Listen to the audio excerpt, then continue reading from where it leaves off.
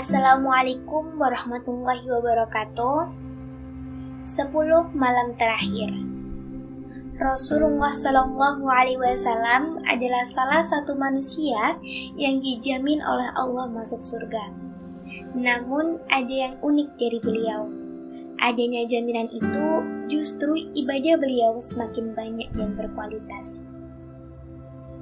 Bayangkan saja jika kita yang dapat jaminan masuk surga, mungkin ibadah kita biasa-biasa aja.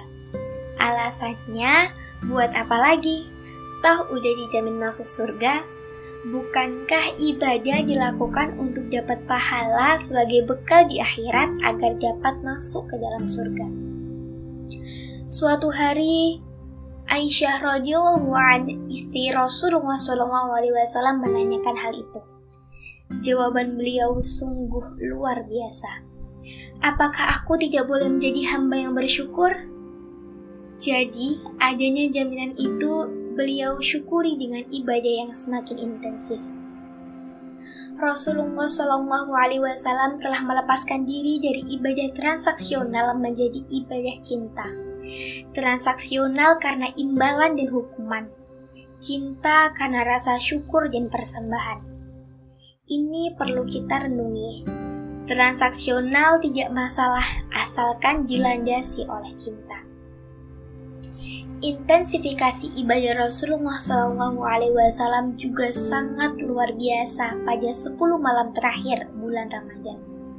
Apa saja kebiasaan beliau? Yang pertama yaitu menghidupkan malamnya sehingga tidak bisa dibedakan antara bangun dan tidurnya.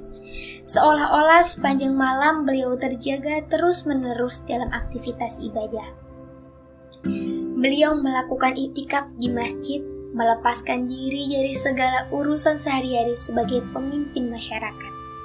Masuk ke dalam bilik khusus di masjid melakukan sholat, zikir, dan doa. Keluar dari biliknya hanya saat urusan pribadi seperti bersuci dan merapikan diri. Hal itu dilakukan beliau selama 9 atau 10 hari penuh. Sejak masuk malam ke-21 sampai tampaknya hilal yang menandakan 1 Syawal.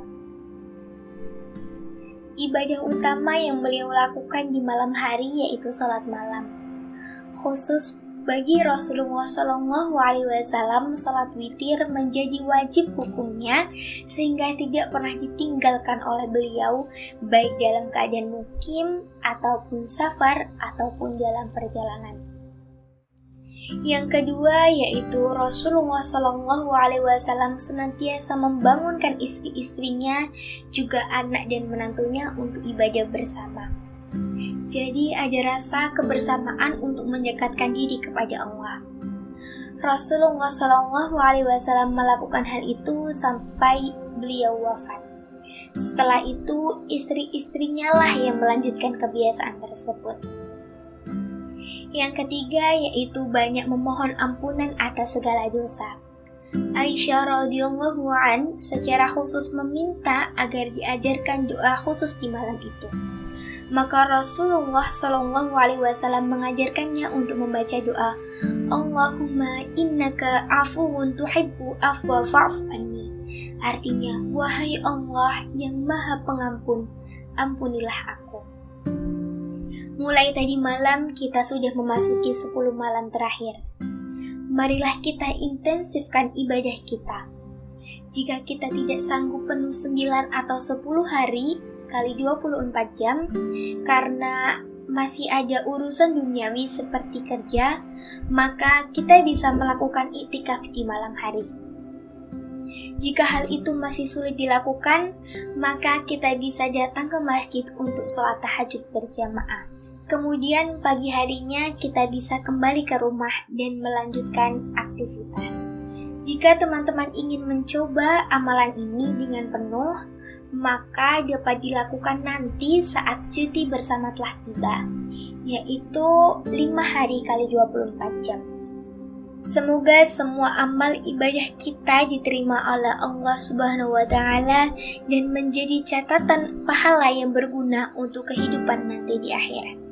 Bukan waktu berbuka yang paling kita harapkan, tetapi diterimanya semua amalan kita. Amin. ya mujibas sa'ilin. Wassalamualaikum warahmatullahi wabarakatuh.